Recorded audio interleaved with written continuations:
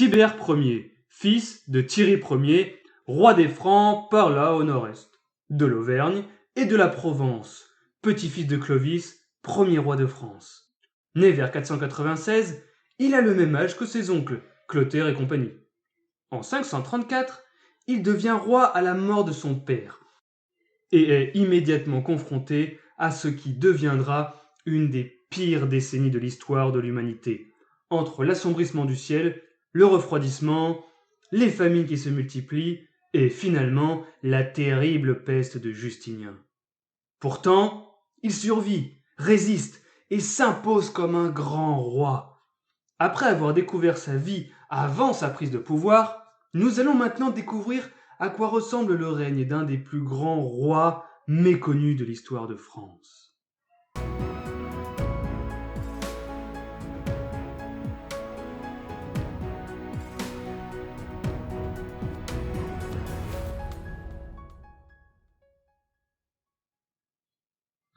En 540, Tibère épouse la princesse lombarde Wisigarde. Pourtant, si vous vous rappelez bien, il était déjà marié à la gallo-romaine Deutérie. Que s'est-il donc passé?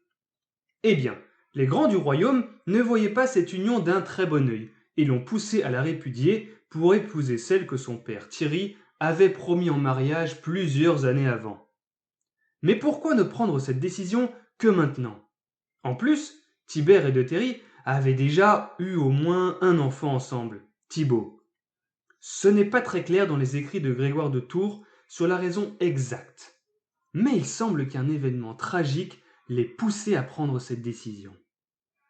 Avant de se marier avec Tibère, Deutérie avait déjà eu une fille. Celle-ci grandit et Deutérie commence à avoir peur. Elle pense que la beauté de la jeune femme pourrait attirer l'attention de son mari Tibère. Sur quoi ces peurs sont fondées? Nous l'ignorons. Est-ce que Tibère avait réellement un penchant pour l'adultère? Est-ce que Deutérie était complètement paranoïaque? Impossible à dire. Ce que nous savons, d'après Grégoire de Tours, c'est que Deutérie tue sa propre fille vers 539 en la poussant du haut d'un pont. Ce crime semble plutôt suffisant pour justifier la réputation. D'autant plus que Tibère ne semble pas être un type assoiffé de sang. Hélas pour lui, Wisigarde meurt à peine un an après. Il se remarie, mais l'identité de sa nouvelle épouse n'est pas connue. Malgré la terrible succession de catastrophes naturelles qui secouent l'Europe à ce moment, Tibère commence son règne plutôt bien en s'emparant de la Provence et de l'Alémanie en 537 et en tenant tête aux armées de l'Empire romain d'Orient et des Ostrogoths en 539. En 541, il décide avec son nouveau pote tonton Childebert d'attaquer Clotaire.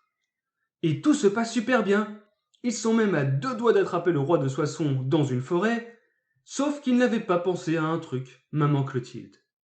La reine franque se met à prier avec tant de ferveur qu'une tempête s'abat sur l'armée des envahisseurs qui se retrouve sous les éclairs, la pluie, la grêle et même des rochers. Merci maman. La mort dans l'âme, ils abandonnent la campagne, mais rappellent toutefois à Clotaire de vivre en paix et en concorde. Bah oui, il n'était pas venu sans raison. Mais Tibère est bien plus qu'un roi conquérant.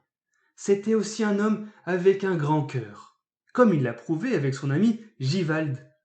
Plus tard, l'évêque de Verdun Désiré, qui voulait aider les pauvres de son évêché en voyant leur état misérable, parle de lui en ces mots. La renommée de ta bonté est répandue par toute la terre, et ta bienfaisance est telle que tu donnes même à ceux qui ne te demandent rien. Il demande de l'argent à Tibère et promet de le repayer avec intérêt. Tibère est ému de compassion et offre 7000 pièces d'or. Il fit ainsi la fortune des citoyens et refusa le remboursement de la somme. Hélas, il meurt en 548 des suites d'une maladie. Son apparition fut brève dans notre histoire, mais son impact y a été considérable, autant pour ses conquêtes que pour ses bienfaits. Comme vous avez pu le voir au cours des derniers épisodes, il est venu au devant de la scène pour en pousser ses pacifiques tontons. Il a effectivement su s'imposer sur le peuple franc. En conquérant la Provence, il a fortement romanisé son règne et est devenu l'interlocuteur principal avec l'Empire romain d'Orient. Il sera même le premier roi franc à battre monnaie à son nom, cultivant ainsi son image sur toute la région. Et la tragédie dans le royaume franc ne s'arrête pas là, puisqu'au même moment, Clotilde, la veuve de Clovis, meurt à Tours et est ensevelie aux côtés de son mari à la basilique de Saint-Pierre. Thibaut, le fils de Tibère, succède à son père et, devenu adulte, il épouse, comme son père, une princesse lombarde, plus justement, la sœur de celle que Tibère avait épousée. Si vous vous demandez qui sont les Lombards, ne vous inquiétez surtout pas, puisque c'est un peuple que nous allons très bientôt découvrir et qui va faire son apparition en coup de tonnerre. Nous pouvons déjà voir leur influence grandissante au travers de ces mariages. C'est sous le règne de Thibaut que la guerre entre les Ostrogoths et l'Empire byzantin va se terminer, en 555. Depuis que nous avons quitté la péninsule, le conflit a été féroce et les deux rivaux étaient au coude à coude.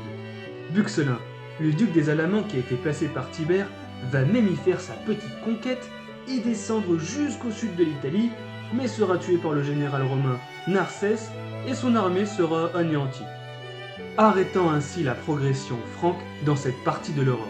Narcisse, qui est le remplaçant de Bélisaire, le grand général ayant perdu les faveurs de l'empereur Justinien, met fin à la guerre avec l'Italie sous le contrôle de l'Empire. Thibaut meurt à l'âge de 20 ans en 555, et la lignée royale de Thierry s'arrête là, puisqu'il n'a pas d'héritier. Et c'est avec grande surprise que nous retrouvons Clotaire, coupant l'herbe sous le pied de son frère Childebert, se précipiter sur les terres du petit-neveu.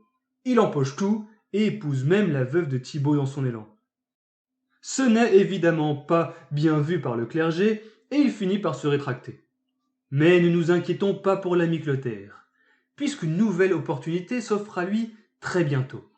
Son épouse vient un jour le voir et lui demande de trouver un mari puissant et riche pour sa sœur. Clotaire réfléchit 3 secondes, conclut qu'il ne connaît pas d'homme plus puissant et plus riche que lui-même, et, étant trop à donner la luxure, d'après les mots de Grégoire de Tours, va dans la maison de campagne de la belle-sœur et l'épouse en 555. En fait, c'était peut-être bien des années auparavant, mais Grégoire et les dates, ça fait 2. Si on réfléchit bien, Clotaire a répondu à la demande de sa femme. Cette dernière remercie le roi. Et si ce bon roi était resté dans l'ombre ces quelques dernières décennies, les morts de Tibère et de Thibaut vont attirer les projecteurs sur lui. Son frère Childebert, qui n'a plus personne sur qui s'appuyer, est clairement dépassé par Clotaire, puisqu'il le laisse s'emparer des territoires de Thibaut alors qu'il avait le droit à la moitié. Childebert va-t-il donc finir par se réveiller pour affronter son frère ? Eh bien, oui et non.